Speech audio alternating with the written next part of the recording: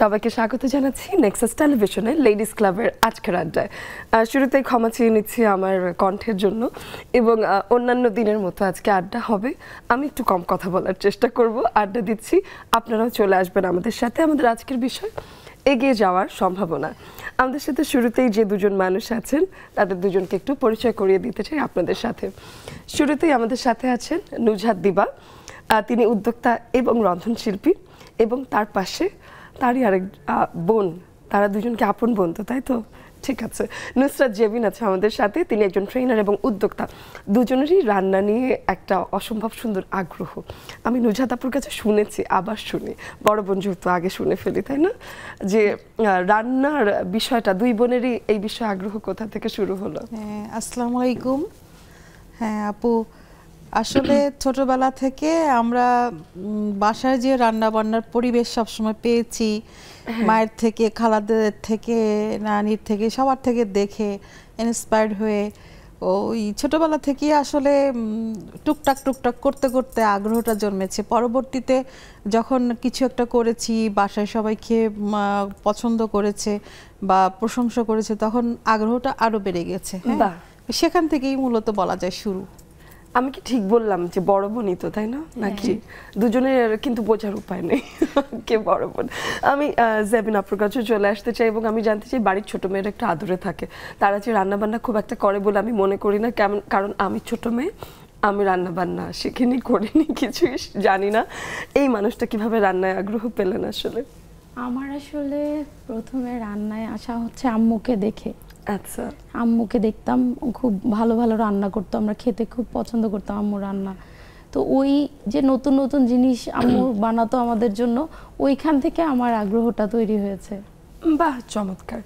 তো এই বিষয়ে আজকে দেখা যায় কি, আজকে যেহেতু বিষয়টাই আমরা রেখেছি এগিয়ে যাওয়ার সম্ভাবনা, আমি দিবাপুর কাছে এসে জানতে চাই যে এর আগে একদিন আমার সাথে আপনার গল্প হয়েছে, আজকে আবার একটা সময় পর কতটুকু এগিয়েছেন, স্বপ্নের কত দূর আছেন? এগিয়েছি বলতে গেলে কোথা থেকে শুরু করব? আসলে যখন ভাবলাম যে নিজে যা কিছুই জানি না কেন এর একটা স্বীকৃতি দরকার, তখন বিভিন্ন ইনস্টিটিউটে মানে শেফ কোর্স যেটা কমপ্লিট করলাম, লেভেলগুলো কমপ্লিট করলাম, তখন এদিক থেকে আমি নিজের একটা স্বীকৃতি পেলাম বাংলাদেশ কারিগরি শিক্ষা বোর্ডের অধীন থেকে। তারপরে এই পরবর্তীতে বিভিন্ন কম্পিটিশনে অংশগ্রহণ করেছি, যেমন ধরেন আপনার আচার প্রতিযোগিতা, রুচি আচার প্রতিযোগিতায় উইনার হয়েছি, আবার ফরচুন আচারে প্রতিযোগিতায় উইনার হয়েছি। পরবর্তীতে মার্কস ডেজার্ট কুইন, সেখানে ফার্স্ট রানার আপ হয়েছি। আর গত বছর ছিল সারা বাংলাদেশ থেকে জাতীয় ভর্তা প্রতিযোগিতা, সেখানে আমি চ্যাম্পিয়ন হয়েছি। আপনার হাতের ভর্তা তো তার মানে খেতেই হবে, আল্লাহ যদি খাওয়ান অবশ্যই ইনশাআল্লাহ। জি, তাহলে বেশ অনেকগুলো অ্যাচিভমেন্ট, তাহলে এগিয়ে যাওয়ার সম্ভাবনা প্রতিদিনই কিছু না কিছু করে বাড়ছে। হ্যাঁ, এবং আমি ছোট বোনের কাছে আসি, জেবিনের কাছে এসে জানতে চাই যে এখন তো আপনি ট্রেনার হিসেবেও পরিচিত, কি কি শেখাচ্ছেন এবং এখন উদ্যোগে কি কি কাজ চলছে? আচ্ছা, আমার আবার বেকিং এর প্রতি খুব আগ্রহ কুকিং এর চেয়ে। তো আমি বেকিং নিয়ে অ্যাডভান্স লেভেলের অনেকগুলো কোর্স করেছি, শেফ কোর্সও করেছি, লেভেলগুলো কমপ্লিট করেছি এনএসডি এর আন্ডারে। তো ওই সময় থেকে আমার হচ্ছে যখন দেখলাম কুকিং আর বেকিং থেকে বেকিংটা আমার বেশি ভালো লাগছে, তো বেকিং নিয়ে কাজ করা শুরু করলাম। কেক, বেকারি আইটেমগুলো, কেক, তারপর ব্রেড, বান, বিস্কিট, এগুলো নিয়ে কাজ করছি। আমার উদ্যোগের মেইন আইটেমগুলো হচ্ছে বেকারি আইটেমগুলো। খুবই কঠিন একটা কাজ করেন, কারণ আমি অনেক দিন জীবনে বেকিং করার চেষ্টা করেছি, কিন্তু আমি কেক বানালে বিস্কিট হয়ে যায়, বিস্কিট বানাতে গেলে অন্য কিছু হয়ে যায়। এই সূত্রে আমি একটা কথা বলি, যেটা হচ্ছে ও বাসায় একটা কুকিং স্কুল করেছে, তো এখানে ওর অনেক স্টুডেন্ট হয়, সেখানে ও ট্রেনার হিসেবে তাদেরকে শেখাচ্ছে। আর পাশাপাশি বিভিন্ন ইয়েতে বলো তুমি এটা যে গেস্ট হিসাবে সে ট্রেনার হিসাবে যাচ্ছে এবং ট্রেনিং দিচ্ছে বিভিন্ন জায়গাতে। বাহ, তাহলে তো বেশ ভালো। মানে আমি যদি না পারি আমাকে শিখিয়ে দেবে, তাই তো? ইনশাআল্লাহ। আচ্ছা, ঠিক আছে, তাহলে সেটাও একদিন সময় করে হবে। দিবা আপু, এখন আসলে ব্যস্ততা কেমন? ব্যস্ততা প্রচন্ড আপু, ব্যস্ততা এত বেশি যে হাঁপ ছেড়ে মানে কিভাবে বাঁচবো মনে হচ্ছে এইখান থেকে একটু পালিয়ে 2-3 দিনের জন্য কোথাও যে বান্দরবানে যে বসে থাকি, যে কেউ চিনবে না, মোবাইল থাকবে না, সাথে চুপচাপ। আমি আরো বলছি যে চল আমরা কক্সবাজার অথবা বান্দরবান কোথাও যাই, যে আমরা সব ছেড়ে দুজন চুপচাপ বসে থাকবো, কোনো কাজ, কেউ প্যারা দিবে না, কেউ ডাকবে না, কোনো কিছু নেই।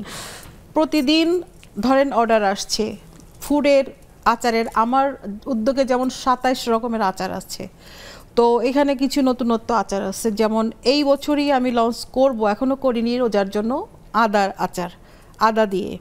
এইটা এই জন্য যে রোজার মাসে আমাদের একটু অ্যাসিডিটি হয় স্বাভাবিকভাবেই, তো চিন্তা করছি যে আদাটা কাঁচা অনেকেই খেতে চান না বা ভালো লাগে না অনেকের কাছেই, তো এইটাকে আচার কিন্তু সবাই কম বেশি খান। প্লাস দেখা যায় কি ইফতারির পরে আমাদের ভাত খাওয়ার সময় একটু ঝাল ঝাল কিছু ভালো লাগে, একটু আচার টাইপের কিছু ভালো লাগে। তো দেখা গেল যে ওই আদা 2-4 স্লাইস আমি খেয়ে নিলাম আচারের মতো চিবিয়ে, বাস আমার তো কাজ হচ্ছে, তাই না? এইটা একটা চিন্তা আছে। ডুমুর রক্ত শূন্যতা দূর করে কিন্তু, হ্যাঁ ডুমুরটা কিন্তু অ্যাভেলেবেল না, আর বিশেষ করে আপনাদের এই যে মানে কি বলবো যে বাজারে সবসময় পাওয়াও যায় না। ডুমুর কোটাটা যেমন কষ্টসাধ্য, এটা আজকালকার দিনে তো কেউ এই কাজ করতেও চায় না। তো সো আমি যদি আচার ফর্মে করে সারা বাংলাদেশে সবার কাছে পৌঁছাতে পারি, তো ওটা কিন্তু আচার হিসাবে খাওয়া যাচ্ছে। আবার যেমন কাঁচা কাঁঠালের আচার, এটা দিয়েও কিন্তু আমি উইনার হয়েছি।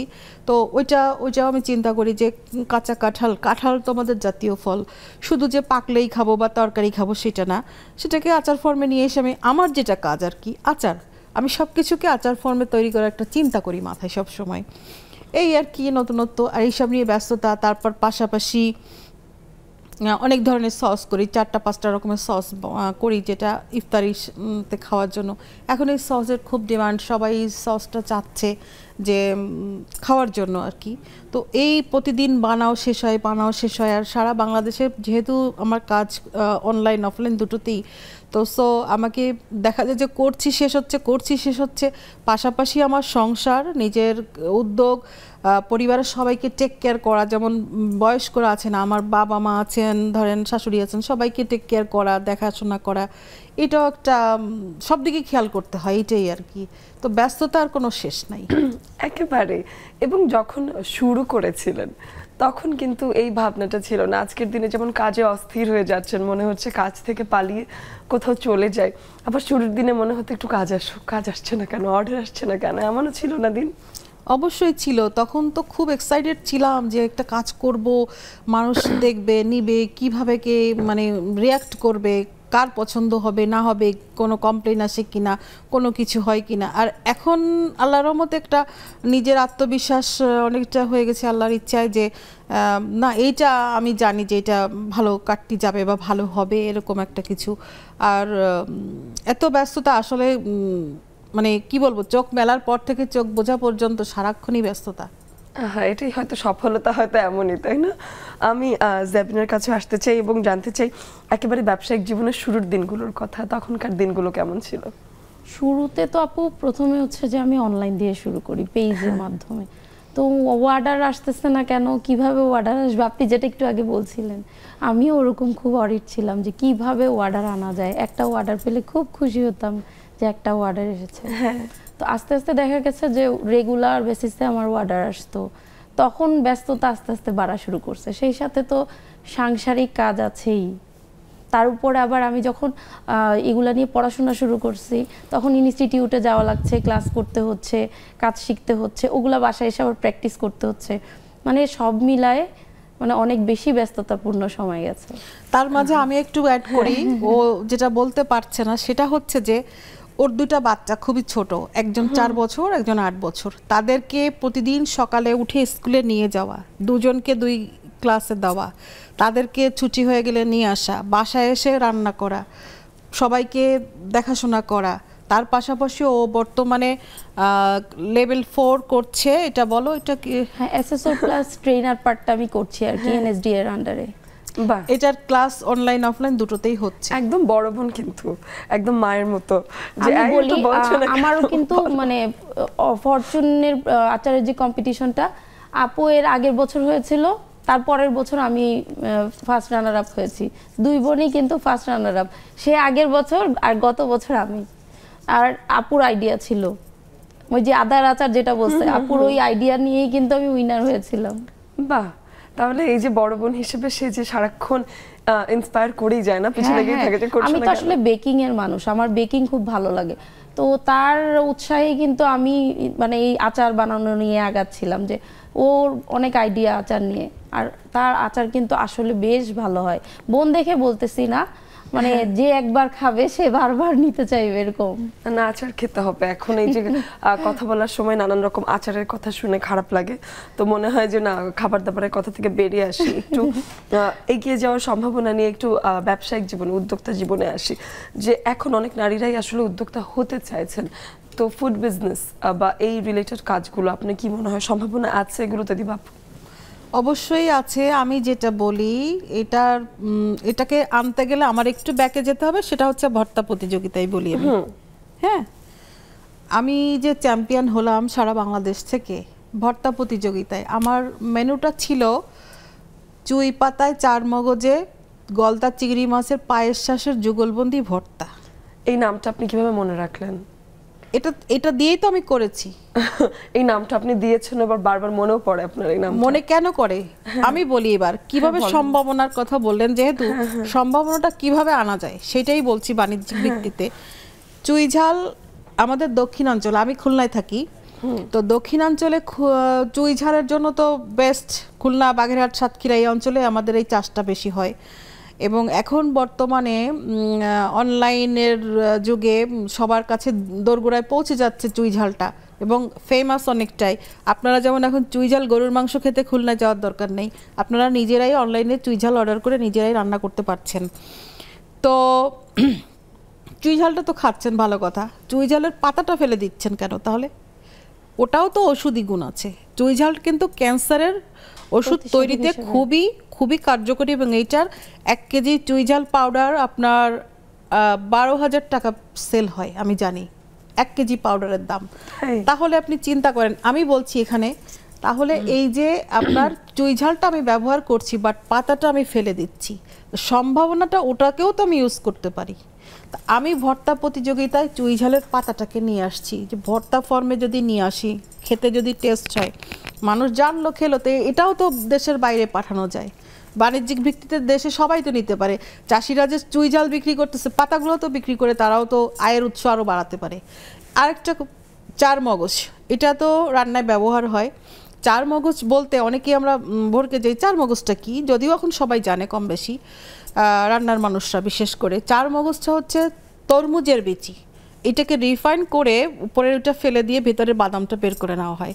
এটা তো অ্যান্টিঅক্সিডেন্ট সমৃদ্ধ, এবং বীজ এক প্রকার, বীজ তো খুবই উপকারী। আমি কিনে কিনে খাই। হ্যাঁ, তাহলে ওই পাতার সাথে এই 4 মগজ দিয়ে, ওই পাতাটা যেহেতু একটু ঝাঁজ, তাহলে ওটার সাথে যদি আমি এই বাদামটা অ্যাড করি, তাহলে একটু টেস্টি আসলো, ক্রিমি ভাবটা হলো।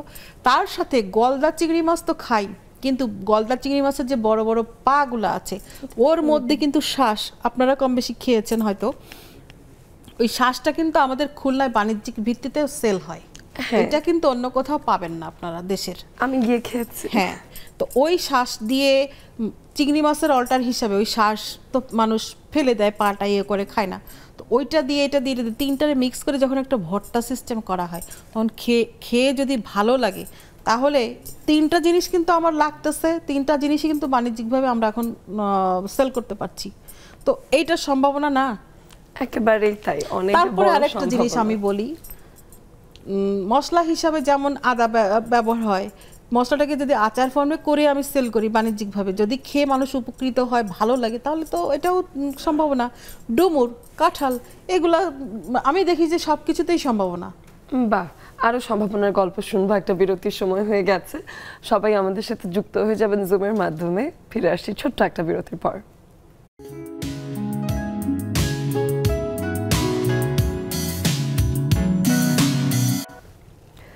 সবাইকে আরও একবার স্বাগত জানাচ্ছি নেক্সাস টেলিভিশনের লেডিস ক্লাবের আড্ডায়।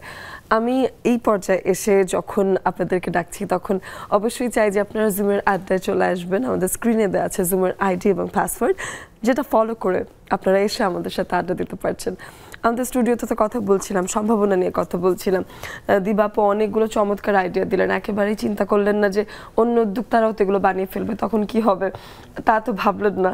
তো এই যে একজন নারী আরেকজন নারীকে আসলে সাহায্য করার ব্যাপারটা আমি একটু জানতে চাই জেবিনের কাছে, যে বোন হিসেবে উদ্যোক্তা হিসেবে গড়ে তোলার ক্ষেত্রে নিজের মানে ব্যাপারটাই কি ছিল নাকি বোনও খুব ইন্সপায়ার করে করে আসলে এগিয়ে দিয়েছে? হ্যাঁ, আমার তো অনেক আগ্রহ ছিলই, সেই সাথে ফ্যামিলি থেকে একটা উৎসাহ দেওয়া, সেই সাথে আপু আমাকে সবসময়ই উৎসাহ দেয়। আর আমি হচ্ছে যে সবকিছু একটু চুপচাপ থাকতে পছন্দ করি, যে মানে আমার কাজগুলো আমি তেমন হাইলাইট করতে পারি না। তো ওই ক্ষেত্রে আপু আমাকে সবসময় হেল্প করে, যে নিজের কাজের কথা জানাস না কেন তুই মানুষকে, ওই জিনিসগুলো আমার খুব করে। কিন্তু সেটা নিয়ে আমি বলি যে প্রচারেই প্রসার, তাই না? তুমি তোমার কাজকে, তোমার কাজ তোমার, আমি কতক্ষণ বলে দিব, তোমার কাজ তুমি হাইলাইট করবা, তোমার পেজে দিবা, তোমার পেজটাকে অ্যাক্টিভ রাখো, তোমার ফেসবুক আইডিটাকে অ্যাক্টিভ রাখো। তুমি যে একজন রন্ধনশিল্পী প্লাস তুমি যে একজন উদ্যোক্তা, তুমি যে এত ভালো কাজ করছো, তো তোমার মেধা আছে, সব কিছুই আছে, তো সেটাকে তুমি তো দেখাচ্ছ না মানুষকে, মানুষ তো জানে না, চেনে না তোমাকে। তুমি বসে থাকলে তো হবে না, তোমাকে তো কাজ করতে হবে, সেটা তোমার প্রচার করতে হবে। আমার কিন্তু অ্যাক্টিভ হওয়াটা আসছে আপুর কাছ থেকে, মানে সোশ্যাল মিডিয়াতে যে অ্যাক্টিভিটিস গুলা বাড়ানো, ওই জিনিসগুলো আপুর কাছ থেকে আসছে। আমি দেখা যেত মানে একটা ক্লাসের একটা অ্যানাউন্সমেন্ট দিয়ে অনেকদিন আমার খবর নাই, স্টুডেন্টরাও নক করছে, হয়তো আমি মানে ইনবক্সও চেক করছি না। তো সেই ক্ষেত্রে আপু যখন আমাকে ইনসিস্ট করতো এই ব্যাপারগুলোতে, দেখা গেছে যে আস্তে আস্তে আমি মানে অ্যাক্টিভ হওয়া শুরু করেছিলাম। এখন পর্যন্ত অ্যাক্টিভই আছি। বাহ, চমৎকার। তাহলে এটাও তো একটা ওয়ান্ডারফুল যে এখন তো অনেক উদ্যোক্তাদেরকে চেনেন এবং এখন একটা ওয়ান্ডারফুল কমিউনিটি তৈরি হয়েছে। তো এখন যদি একটু আসি যে নারীরা এখন উদ্যোক্তা জীবনে আপনাদের মনে হয় যে ব্যবসায়িক জীবনে এখন আমাদের দেশের ইকোনমিতে ওমেন বিজনেসম্যান বাড়াটা আসলে একটা সম্ভাবনার উদ্রেক করে? অবশ্যই একটা সম্ভাবনার। মেয়েরা মানে আত্মনির্ভরশীল হচ্ছে, মানে নিজেরা কিছু করতে পারাটা কিন্তু অনেক বড় ব্যাপার। নট অনলি যে ফিনান্সিয়াল সাপোর্ট দিচ্ছে ফ্যামিলিকে তা কিন্তু না, শুধুমাত্র নিজের যে আসলে কি ফিনান্সিয়াল স্ট্রেংথটাও দরকার আছে, নিজের জন্য কিছু করার, নিজের ইচ্ছাগুলো পূরণ করার, শখগুলো পূরণ করার। ওই ক্ষেত্রে আমি বলবো যে এই মানে আমাদের যে নিজের উদ্যোগের কাজগুলো আমাদেরকে অনেক বেশি হেল্প করতেছে। আবার অনেক মেয়েরা দেখা যাচ্ছে ফ্যামিলিকে সাপোর্ট দিচ্ছে। সবার ফ্যামিলি তো একরকম হয় না, অনেকের ফ্যামিলিতে দেখা যায় যে বাবা নেই, ভাই নেই, বা মারা গেছেন বাবা, সেই ক্ষেত্রে কিন্তু ফ্যামিলিকে সাপোর্ট দিচ্ছে। যেই ব্যাপারগুলো আগে অনেক কঠিন ছিল, ওই ব্যাপারগুলা এই নতুন উদ্যোক্তা তৈরির ফলে অনেক ইজি হয়ে গেছে। অনেক কিছু আমার কাছে মনে হয় এটা অনেক ইজি হয়ে গেছে। এখন একটা কাজ নিয়ে কিন্তু আমরা খুব ইজিলি শুরু করতে পারি। আগে সেই জিনিসটা আজ থেকে 10-12 বছর আগেও চিন্তা করতাম যে কিভাবে শুরু করব, শুরুটা হবে কিভাবে। এখন কিন্তু সবাই পেজ খুলে ফেলতেছে, পেজের মাধ্যমে শুরু কিন্তু করছে এবং হয়তো আগাচ্ছে আস্তে আস্তে, কিন্তু শুরু করছে, যে জিনিসটা আগে অনেক টাফ ছিল। আসলেই তাই। দিবা আপু এই বিষয়ে কি মনে করেন? আমি মনে করি যে আগানোর ব্যাপারটাতে তো আমি মনে করি, দেখেন আমাদের সবার ভেতরে আল্লাহ তাআলা কোনো না কোনো সম্ভাবনা দিয়ে দিয়েছেন। এমন একটা মানুষ আমি খুঁজে এখনো পর্যন্ত পাইনি যে এর ভিতরে একটা গুণ নাই, প্রত্যেকের ভেতরেই আছে। বাট সেটাকে অনেকে বুঝে না যে কিভাবে আমি শুরু করব বা কিভাবে এটা নিয়ে আমি আগাতে চাই। হ্যাঁ, আমি যেমন বলি আমার কথাটাই, যে আমি 33 বছর ধরে আচার তৈরি করছি, বাট আমি কিন্তু এই লাইনে মাত্র 5 বছর। তার আগে তাহলে কি হয়েছে? আচার করেছি, সবাইকে খাইয়েছি, বাস এই পর্যন্ত। তো আমার ভেতরে চিন্তাটা আমার বাচ্চারাই দিয়ে দিয়েছে যে প্যান্ডেমিক টাইমে যে আম্মু তুমি মন খারাপ করে বসে থাকো, বাইরে বেরোতে পারছো না, কোনো কাজ নেই, কিছু নেই, তুমি তো একটা কাজ করতে পারো, 2-3টা আচার দিয়ে তো একটা পেজ খুলে তুমি দেখতে পারো কীরকম কি হয়, সারা হয়। তাছাড়া তুমি যে কাজ জানো না তা না, বেকিংয়ের কাজ জানো, কুকিংয়ের কাজ জানো, তুমি যা পারো তাই নিয়ে একটু শুরু করো না। এরকম অনেক মহিলারা আমাদের দেশে আছেন, তাদেরকে পাশাপাশি উদ্বুদ্ধ করার জন্য কারো না কারোর দরকার। আমার প্রতিবেশী যদি কাউকে আমি দেখি যে ওর ভিতরে এই গুণটা আছে বা সম্ভাবনা আছে, তো আমি তো তাকে বলবো যে ভাই তুমি এটা নিয়ে শুরু করো। আজকেই যে সফলতা পাবা তা কিন্তু না, আস্তে আস্তে ক্রমান্বয়ে কিন্তু লেগে থাকতে হবে, তুমি হাল ছাড়লে তো হবে না। কে কি বললো না বললো এই এত চিন্তা করলে হবে না, কাজ করো, তোমার ভেতরে যে সুপ্ত গুণটা সেটা প্রকাশিত হোক, এভাবে আগাতে হবে। বাড়ি থেকে কি কখনো এরকম হয়েছে যে কেউ বলেছে যে না কিভাবে এটা ব্যবসা করবে, চাকরির জন্য কি কখনো কোনো প্রেশার ছিল? আমার হাজব্যান্ডের একটাই কথা ছিল, জীবনে কোনোদিন ঘরের বাইরে কোনো কিছু করার চিন্তা করবা না, যা করবা ঘরের মধ্যে বসে করো, অ্যাট ফার্স্ট তোমার বাচ্চার সংসার দেখো, এমন না যে তোমার কিছু করতে হবে। হ্যাঁ, তখন আমি মেনে নিয়েছি যে বাচ্চারা ছোট ছিল। যখন আমার ছেলে মেয়ে বড় হয়ে গেল, আমার করার কিছুই নেই, তো আমি বসে বসে ডিপ্রেশনে ভুগবো আর চিন্তা করবো আর ওই মুভি দেখবো আর টিভি দেখবো, ওইটা তো আমার জীবন আমি কখনো চিন্তা করি না। তো ছেলেমেয়েরাই তো আমাকে ইন্সপায়ার করেছে, সেখান থেকে আমার বাড়ার আমি এখন আমার হাজব্যান্ড ফ্রি, একদম ফ্রি, কোনো প্রেশার নাই আমার, তোমার যা ইচ্ছা করে যেখানে খুশি সেখানে যাও। এই যে 2-4 দিন আগে আমি একটু ট্যুর দিয়ে আসলাম ইয়াতে চিটাগাঙে, আমার ছোটোবেলার শৈশবের একদম ক্লাস 1 থেকে যে বান্ধবীরা, আমরা 10 জন বান্ধবী মিলে একসাথে আমরা ঘুরে আসলাম। আমার ফ্যামিলির কেউ যায়নি, বাট আমরা ঘুরে আসছি সবাই মিলে। পরিবার থেকেই তো আমি পেয়েছি, যে ছাড় পেয়েছি, হ্যাঁ ঘুরে আসছি, কেন এটা রিল্যাক্সে আমি পুরোদমে আবার যে সংসারে মন দিতে পারছি, কাজে মন দিতে পারছি, তাই না? তো এরকম আর কি। বাহ, খুব সুন্দর। তো এদিকে জেবিনের আসলে প্রতিবন্ধকতা যদি জিজ্ঞেস করি, প্রতিবন্ধকতার সময়টা কোনটা, যে এই সময়টা আমার মনে হচ্ছিল না আমি মনে হয় পারবো না বা থেমে যাব? প্রতিবন্ধকতার সময়টা ছিল যে যখন আমার ছোট বেবিটা হয়েছে, তখন মনে হচ্ছিল যে 2টা বেবি নিয়ে আমি কিভাবে কি করব।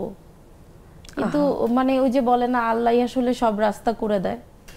তো আমার হাজবেন্ডও আমাকে খুবই ইন্সপায়ার করে যে আমার এত বেশি ঝোঁক কাজের প্রতি, এত নেশা, যে যার এত বেশি মানে কাজের প্রতি ঝোঁক আছে সে তো কিছু করবেই।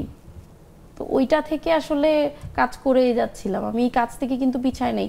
পরে দেখা গেল কি যে ছোট বেবি হওয়ার পরে আমার কাজের গতি কিন্তু আরো বেড়ে গিয়েছে, এবং কোনো না কোনোভাবে আমি কিন্তু টাইম কভার করেই নিচ্ছিলাম।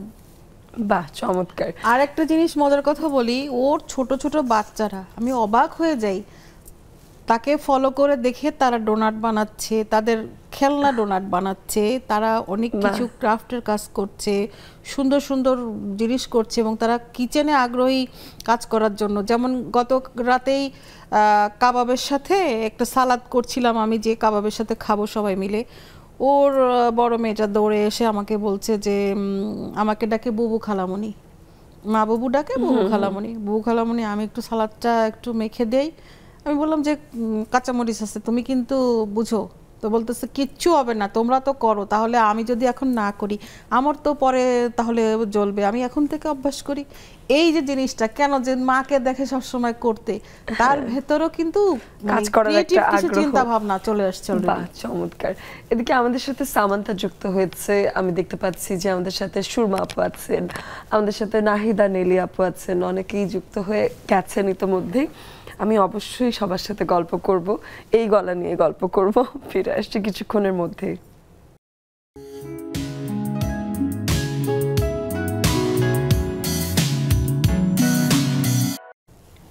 সবাইকে স্বাগত জানাচ্ছি আরও একবার নেক্সাস টেলিভিশনে লেডিস ক্লাবের আড্ডায়।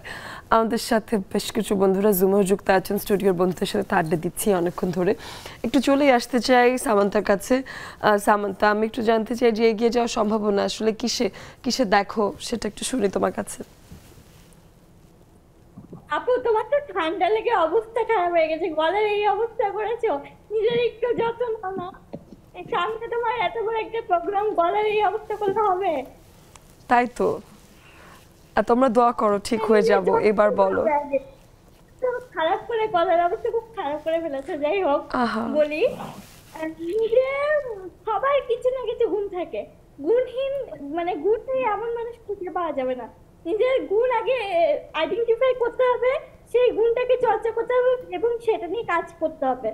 তুমি যদি যে বিষয়টা তুমি ভালো পারো সেটা নিয়ে যদি তুমি কাজ করো, তাহলে তোমার কাজে ক্লান্তিও আসবে না, আবার সেই কাজে সফলতা তুমি পাবেই। আর সফলতা পেতে হলে লেগে থাকতে হবে। বাহ, চমৎকার বলেছো সামান্তা। এদিকে আমাদের সাথে হোসনার আপু এখন যুক্ত হয়ে গেছে, নাহিদা নেলি আপু আছে।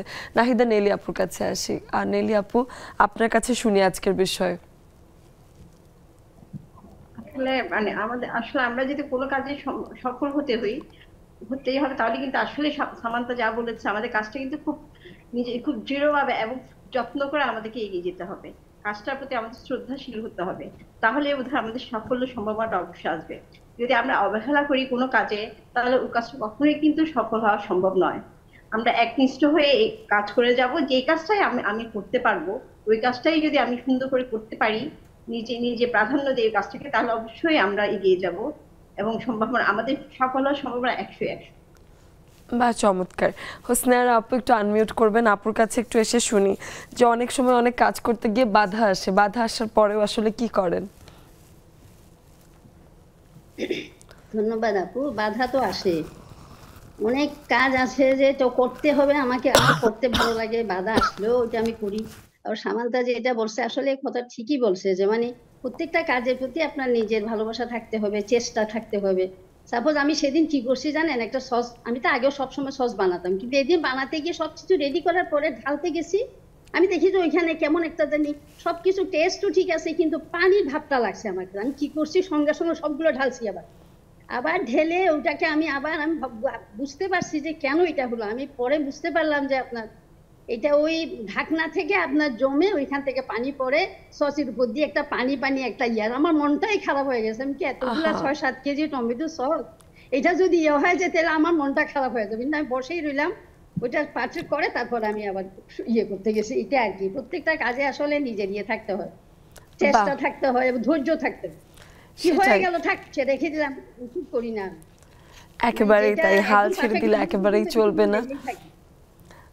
এই তো আপনার মন খারাপ থেকেও কিন্তু আপনি হাল ছেড়ে দিলেন না, সেটা ঠিক করে অবশেষে আপনি শান্ত হলেন। তো এটা থেকেই আসলে আমরা শিখি যে আমাদের কিন্তু ছোট ছোট ছোট ছোট মিসম্যানেজমেন্ট হতেই থাকে, সো আমাদের থেমে যাওয়া চলবে না। হাসিনা আপুর কাছে আসি। হাসিনা আপু, আপনার কাছে এসে আজকের বিষয় শুনি, আজকের বিষয় এগিয়ে যাওয়ার সম্ভাবনা।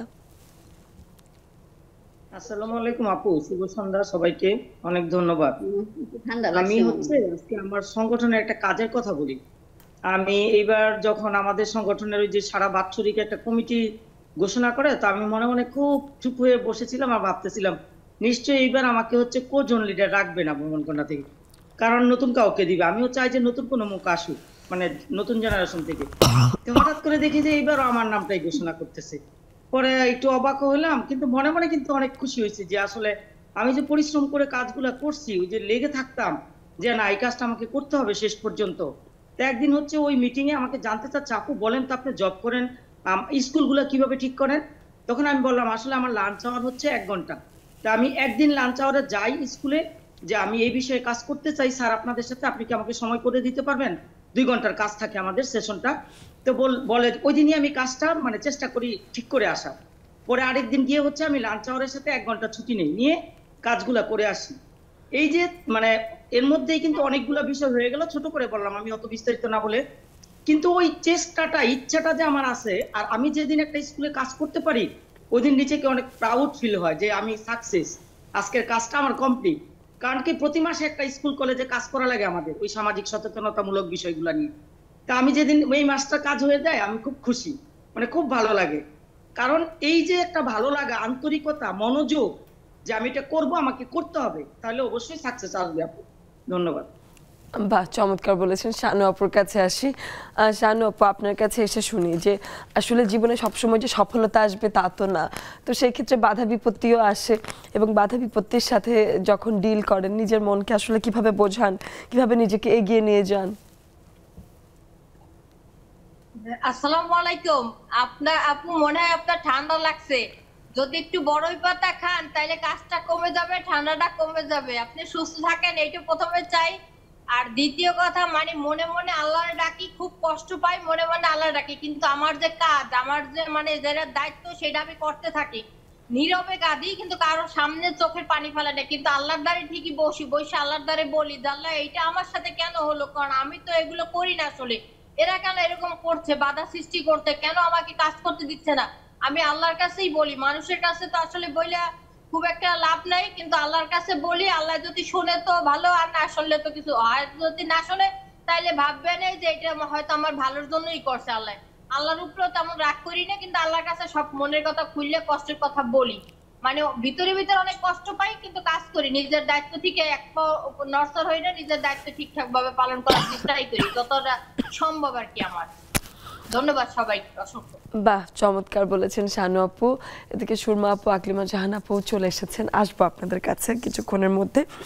আমি দুজনে যেহেতু রান্নার মানুষ, নানান রকম কাজ করছেন অনেক বছর ধরে, আগে দিবা আপুর কাছে আসতে চাই যে রান্নাঘরে নানান রকম ঘটনা দুর্ঘটনা ঘটে, কিংবা যেমন বললেন যে টমেটোর সস নষ্ট হয়ে গেছে, এরকম নানান রকম ঘটনায় কিছু কিচেন হ্যাকস আছে বা টিপস আছে, একটা দুটো টিপস শিখিয়ে দেন মানুষকে।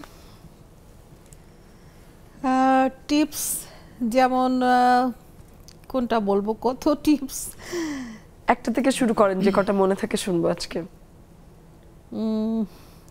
হাজার হাজার টিপস সময় মতোই মনে আসে না, এটাই হচ্ছে কথা। তো টিপস বলতে আমি আমার আচারের দিক থেকেই টিপসটা বলি।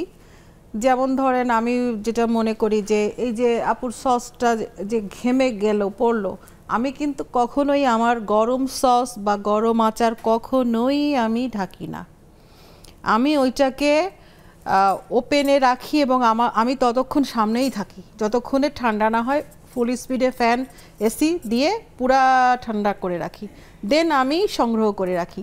আমার কিচ্ছু হয় না, সারা বছর আমার সস আচার কোনোটাই ফ্রিজে রাখতে হয় না আল্লাহর রহমতে, এবং কোনো কেমিক্যাল বা প্রিজারভেটিভ তো দেই না। আমি ওপেন চ্যালেঞ্জ করি, কেউ যদি ল্যাবে টেস্ট করে দিতে পারে তো আমি তার জন্য চ্যালেঞ্জ।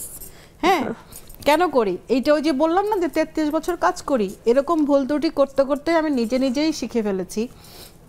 তো ওই যে সসটা রাখলাম, আর সস একসাথে রাখা থাকবে ঠিক আছে, বাট আমি প্রতিদিন ওটা থেকে নিব না, আমি ছোট একটা জারে করে রাখবো আমার সস, এবং এটা কাচের জারে সংরক্ষণ করতে হবে, প্লাস্টিকে না। হ্যাঁ, তো ওইটা আমি খাবো, আবার শেষ হবে আবার নিব, এবং ভেজা চামচ বা ভেজা এঁটো চামচ এগুলো ইউজ করা যাবেই না টোটালি। হ্যাঁ, এইটা হচ্ছে কথা। তো ওই যে সস আমি ঢাকবো না, আমি গরম অবস্থায় কখনোই ঢাকবো না, আমি সবসময় ফ্যানের নিচে রাখবো, তো ঠান্ডা হয়ে আসুক আস্তে আস্তে। হ্যাঁ, বাহ, একটু বেকিং টিপস শুনবো এখন জেবিনের কাছে। আমি বেকিং টিপস আজকেরটাই দিই, হ্যাকস বললেন তো আজকেরটাই বলি। আমি আজকে কটন চিজ কেক বানাচ্ছিলাম, আর কটন চিজ কেক যারা বানায় সবাই জানে এটা একটু সেন্সিটিভ এই জন্য যে টেম্পারেচার একটু এদিক ওদিক হলে কেকের উপর ক্র্যাক আসে, তারপর কেকটা চুপসে যাওয়ার একটা চান্স আছে। যখন আমার 40 মিনিট হইলো, এই কেকটা বানাতে একটু টাইমিংটা বেশি হয়, 40 মিনিটের সময় কারেন্ট চলে গেছে।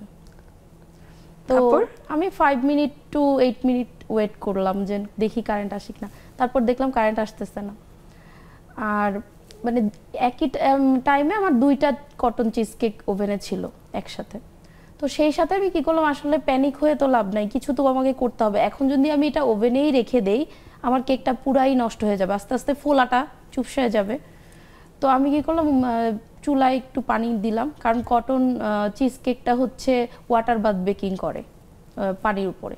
তো আমি চুলায় একটা ডিপ পাত্রে পানি বসিয়ে দিয়েছি অল্প অল্প করে, 2টা পাত্রে। পানিটা গরম হওয়ার পর আমি চুলায় শিফট করে ঢাকনা দিয়ে ঢেকে দিলাম, ওভাবেই বেক করলাম একদম লো হিটে রেখে। যেহেতু এটা স্লো বেক করতে হয়, তো আমি স্লো হিটেই চুলায় বেক করলাম। যতটুকু মানে আমরা শুনেছি এবং জানি সেটা হচ্ছে যে কটন চিজ কেক চুলায় ভালো হয় না। তারপরে আমার 20 মিনিট পর দেখলাম যে ঢাকনা খুলে আমার কেকটা ডান, এবং সুন্দরভাবে পারফেক্টলি হয়েছে, কোনো প্রকার ক্র্যাক আসে নাই। তো এখন এই টিপসটা শুধু আমার জন্য না, সবার জন্য হচ্ছে যে প্যানিক হওয়া যাবে না। সেটাই, মানে একটু বুদ্ধি খাটিয়ে কিন্তু কোনো একটা আইডিয়া বের করে নেওয়া যায়। এবং ওই যে রান্নার অভিজ্ঞতার বিষয়টাও আছে এখানে। একটা মানুষ যিনি অভিজ্ঞতা নেই, তিনি জানবেন কিভাবে, যেভাবে হতেও পারে।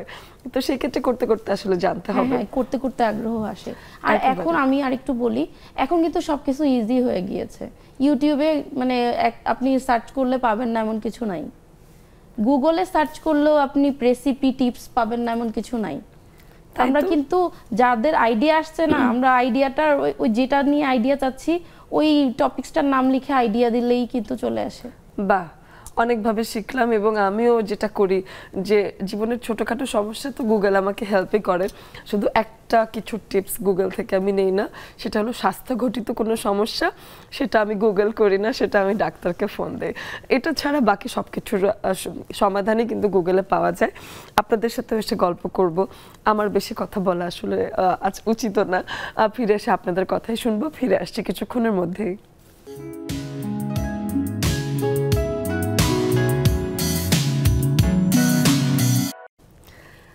দেখতে দেখতে আজকের সন্ধ্যাও কিন্তু একটা শেষ পর্যায়ে চলে এসেছে এবং এই সময়টায় আপনারা অনেকেই আমাদের সাথে জুমের মাধ্যমে যুক্ত হয়েছেন। আমরা দুই বোনের কাছ থেকে রান্নার কটা টিপসও নিয়ে নিয়েছি, যেহেতু সুযোগ পেয়েছি কেন নয়। সেভাবেই আমাদের জুমের বন্ধুরাও বেশ কয়েকজন আমাদের সাথে আছেন। আমি একটু সুরমা আপুর কাছে আসি। সুরমা আপু বরাবরই একটু আগে আসেন, আজও আগে এসেছিলেন, কোনো কারণে তার লাইনটা কেটে গিয়েছিল। সুরমা আপু আপনার কাছে এসে একটু শুনি আজকের বিষয়। আসসালামু আলাইকুম আপু, শুভ সন্ধ্যা। শুভ সন্ধ্যা। কারেন্ট চলে গেছে তো সেজন্য লাইনচ্যুত হয়ে গেছি। আর এখন সবাইকে একসাথে পেয়ে আবারও ভালো লাগছে। এই সন্ধ্যাটা খুবই আনন্দ উপভোগ করি আমি সবার সাথে। মনে যত রকমের ঝামেলা বা দুঃখ কষ্ট থাকুক, কিন্তু এই সময় বসলে মনটা ফ্রেশ হয়ে যায়, খুব ভালো লাগে আপু। আর তোমাকে দেখো আরো বেশি ভালো লাগে, খুব ভালো লাগতেছে। আমার কণ্ঠ শুনে আজকে আপনার কেমন লাগছে? আজকে তো ভালো লাগছে বেশি, তবে ওখানে আপু আজকে মনে হয় তোমার শরীর কিছুটা খারাপ, গলা আমার গলা বসে গেছে, হ্যাঁ ঠান্ডা লেগেছে, সিজন চেঞ্জের সময়। আজকে ভাবলাম ভিন্ন একটা গলা নিয়ে একটা কাজ করে যাই। অনেক ধন্যবাদ সুরমা আপু। আকলিমা আপুর কাছে আসতে চাই। আকলিমা আপু, আপনার কাছে এসে এগিয়ে যাওয়ার সম্ভাবনা, অনেকেই আছেন যে অনেক নারীরা হালকা একটু বাধা বিপত্তি আসে, পরিবার থেকে সাপোর্ট পায় না, তো সেক্ষেত্রে ওনারা থেমে যান। তো সাপোর্ট না পেয়েও এগিয়ে যাওয়া যায় নাকি পরিবারকে ম্যানেজ করার আরো কোনো ওয়ে আছে বলে মনে করেন? ধন্যবাদ এই প্রশ্নের জন্য, সুন্দর একটা প্রশ্ন। প্রথমে আমি সকলকে শুভ সন্ধ্যা জানাই। আসলে না, বাধা তো জীবনের চলার পথে তো বাধা বিপত্তি থাকবেই। এখন আমার যদি লক্ষ্য অটুট থাকে তাহলে আমি সেই বাধা বিপত্তি কিভাবে জয় করব সেই পথ আমাকেই খুঁজে বের করতে হবে, তাহলে আমার সেই বাধা বিপত্তি পার হয়ে আমি আমার লক্ষ্যে পৌঁছতে পারবো। এগুলো আমার জীবনে এরকম অনেক হয়েছে। এটা আমার জীবনে না, প্রত্যেকের জীবনে কিন্তু বাধা বিপত্তি আসে। কোনো জিনিসেই কিন্তু মানুষের মানে ফুলের বিছানা না, মানুষের জীবনটাই একটা সংগ্রাম ক্ষেত্র, একটা যুদ্ধক্ষেত্র। এই যুদ্ধক্ষেত্রে যে সুন্দর করে নৈপুণ্যতার সাথে যুদ্ধ করতে পারবে সেই জয়ী হবে। তা আমার কাছে মনে হয় না যে এই সাধারণ বাধা আসছে আমি থেমে যাব। থেমে যাওয়ার মতো মেয়ে আমি আমার নিজের ব্যক্তিগতভাবে বলি যে আমি কখনই আমাকে আল্লাহর উপর ভরসা রেখে আমি যখনই কোনো কাজ হাতে নেই, আমি এই পর্যন্ত সাকসেস হয়েছি। আমারও সবসময় এটা ফিল হয় যে একটা জিনিস যখন করতে চাই আমরা, তখন না আমি যথেষ্ট চাইতে হয়, মানে হালকা আচ্ছা করলে করলাম, না করলে না করলাম, বা হলে খুব ভালো হয়ে যাবে। অনেক স্বপ্ন দেখে যদি প্যাশন না থাকে ভেতরে, আমি দেখি যে সাকসেস ওভাবে আসে না। কিন্তু ওই যে লেগে থাকার যে একটা ভেতরে থাকে না যে আমাকে পারতেই হবে, আর কোনো অপশন নেই, এই কাজটা পারলেই কাজটা হয়ে যায়। আমরা একটু রেবেকা আপুর কাছে আসি, রেবেকা আপুর সাথে কথা বলে স্টুডিওতে আসি। রেবেকা আপু, আপনার কাছে আজকে আমাদের বিষয় নিয়ে কিছু শুনি। শুভ সন্ধ্যা। আজকে আমি এই যে বিষয়টা, সেই বিষয়টা নিয়ে একটু কথা বলি, ছোট্ট করে বলি। আসলে এগিয়ে যাওয়া তো এগোতে হবে, না এগুলোতে কোনো কিছু করা সম্ভব না। আর আজকে আমি বিশেষ একটা জায়গায় বসা, আমার এটা একটা নতুন পরিচয়, আমি আগে কখনো কাউকে বলি নাই। আমার একটা পার্লার আছে ছোটখাটো, সে পার্লারে আমি বসে আছি। এটাকে আমি আজকে তোমাদের সবাইকে খুব রিজনেবল প্রাইসে তোমরা এখানে একটা জিনিস মানে খুব ভালো সার্ভিস পাবা। ছোট্টখাট্ট একটা উদ্যোগ, আমি মানে ছোট ছোট কাজ নিয়ে ব্যস্ত থাকার চেষ্টা করি।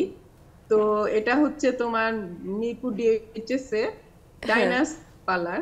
তো এটা আমার ফ্রেন্ড আর আমি মিলে করি। তো আমার ফ্রেন্ডটা এখন নাই, সেজন্য আমি ওর হয়ে আজকে কাজটা করে দিচ্ছি। তো আমি আশা করবো যে কোনো কাজে হাত দিলে সাফল্য আসবে, আর সাফল্যতার সাথে এগিয়ে যেতে হলে সবাইকে সবার সহযোগিতা করতে হবে। আমি সেই কাজটাই করতেছি।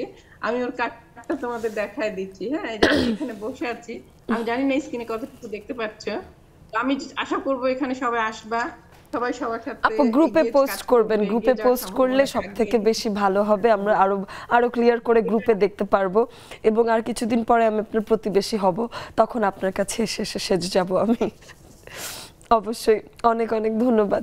আমরা একটু স্টুডিওতে আসি এবং এই পর্যায়ে এসে দিবা আপুর কাছে যেটা জানতে চাই যে অনেক অ্যাচিভমেন্ট হলো, আরও কি কিছু পাওয়ার বাকি আছে? ভবিষ্যৎ পরিকল্পনায় কি আরো কোনো প্ল্যান আছে কিনা? হ্যাঁ, এখন ভবিষ্যৎ পরিকল্পনা বলতে কি যে এটা তো সম্পূর্ণ আল্লাহ তাআলার হাতে, আমি এটা বিশ্বাস করি। কিভাবে কি হবে তো মানুষের তো যত পায় ততই চায়। হ্যাঁ, আমার এখন মূল টার্গেট হচ্ছে ওকে নিয়ে। আচ্ছা, একটা প্রজেক্ট হাতে নিয়েছি। হ্যাঁ, আমার এখন মূল প্রজেক্ট হচ্ছে আমার তাকে বলা যে তুমি শুরু করো এবং তুমি এগুলা তোমাকে আরো অনেক কিছু করতে হবে এইটা। আর তারপরের আমার চিন্তা ভাবনা হচ্ছে আমার ছেলেদের বিয়ে দিব, তখন আমার ছেলের বউদেরকে আমি আমার কাজগুলো শেখাবো, একদম ট্রেন আপ করে ফেলবো, একদম স্বাবলম্বী করে দিবে সে। না, আমার মনে হয় যে এখনকার প্রজন্ম তারা এই কথাটা এখন আর বলে না যে না না আমি রান্না করতে পারি না। এখন আমার মনে হয় যে স্বাবলম্বী ছেলে মেয়ে এবং কিচেনে ছেলেদের পার্টিসিপেশন এটাও বেড়েছে। আমার ছেলেরা ভালো রান্না করতে পারে, তারা অনেক কিছু করে, যে আমি চলে আসছি না দিব্যি করে খাচ্ছে পারছে, সমস্যা নেই। বাহ, তো সেই ক্ষেত্রে আমার কাছে মনে হয়েছে এখনকার তরুণ প্রজন্ম ওইভাবে বড় হয়নি যে মেয়েরা কিচেনে যায় ছেলেরা যাবে না। আমার মনে হয়েছে যে এখনকার ছেলে মেয়ে উভয়ে তারা যে কোনো কাজ, রান্নাটাও আমি করব, এটাও আমি করব, লেট মি ডু দিস, এই কথাটা তারা বলতে পারে। তো এটা একটা সম্ভাবনার সময় আমি বলবো যে ওরাও এগিয়ে যাবে, কারণ যারা সবকিছুতে বলে yes I can do it অথবা আমাকে করতে দাও, এই কথাটা বলবে যারা, তারা এগিয়ে যাবে, এটার কোনো মানে ভিন্ন কিছু হবে না। এটা তো বোনের প্ল্যান গেল। জেবিন আসলে কি ভাবছেন যে কি কি করতে হবে, আসলে হাতে কি কি প্ল্যান আছে? সামনে আমার এখন মেইন টার্গেট হচ্ছে যে আমি ট্রেনার এন্ড অ্যাসেসর পার্টটা করছি, এটা সাকসেসফুলি শেষ করে অ্যাসেসর হিসেবে নিজেকে প্রতিষ্ঠিত করা, এটা হচ্ছে আমার টার্গেট। আর বেকিং নিয়ে যেহেতু আমার অনেক কাজ করার মানে ইচ্ছা আছে সামনে, তো বেকিংটাকে আরও ভালোভাবে আরও কিভাবে আপডেট কাজগুলো শেখা যায় ওইটা নিয়েও আমার কিছু প্ল্যান আছে যে আমি আপডেট কাজগুলো শিখতেই থাকবো। কারণ এখন কিন্তু কাজ অনেকজন করছে, অনেক মানুষই কিন্তু আছে যে বেকিং কুকিং নিয়ে কাজ করছে, কিন্তু আমার স্পেশালিটিটা কি হবে সেটা বের করে আনার দায়িত্ব কিন্তু আমারই। একদম। দিবা আপু, আপনি তো অনেকদিন ধরে আসলে নিজে উদ্যোক্তা হিসেবে কাজ করছেন, তো আমি আসলে এই কথাটা সবার উদ্দেশ্যে আপনি ছোট্ট করে একটু এক লাইনে যদি বলে দিতেন যে অনেক মানুষরাই কিন্তু থেমে যায়, অনেকেই শুরু করেন কিন্তু 10 দিন পরে আর করেন না, বা 2 মাস পরে তারা আগ্রহ হারিয়ে ফেলেন, তো কি বলতে চান তাদেরকে? আমি বলতে চাই একটাই যে মন খারাপ করা যাবে না। আজকে আমি সফল হইনি তো কি আছে, আগামী দিন যে আমি এর থেকে বেটার কিছু করতে পারবো না তারই বা গ্যারান্টি কি, তাই না? তো আল্লাহ চায় তো সব কিছুই সম্ভব, তো আমাকে লেগে থাকতে হবে, করতে হবে, এবং কখনোই পিছিয়ে যাব বা অলসতা এই জিনিসটা আনা যাবে না, করতে হবে। এটাই বলবো যে উদ্যম নিয়ে আগাতে হবে। বাহ, দুজনই চমৎকার একটা সময় দিলেন আমাকে, দুজনকে অনেক অনেক ধন্যবাদ জানিয়ে শেষ করতে চাই। অনেক বেশি ধন্যবাদ। আর ধন্যবাদ নেক্সাস টিভি লেডিস ক্লাবের আড্ডাতে আমরা আসতে পেরেছি, এই জন্য আমাদের পক্ষ থেকেও অনেক অনেক ধন্যবাদ। দর্শক বন্ধুরা, আপনারা পুরো সময় জুড়ে ছিলেন, আজকে আপনারা আমাকেও সহ্য করে ফেলেছেন পুরো একটা সময়। আগামী দিন এই কণ্ঠ নিয়ে হয়তো আসবো না, ভালো করে কথা বলতে পারি যাতে, এবং আপনারাও যাতে নিজেদের এগিয়ে যাওয়ার সম্ভাবনাটুকু আছে সেটুকুকে বাঁচিয়ে রাখবেন। আগামী জীবনে ছোট ছোট প্রতিবন্ধকতাকে অবশ্যই পার করে সামনে উতরে যাবেন, সেই প্রত্যাশায় বিদায় নিচ্ছি।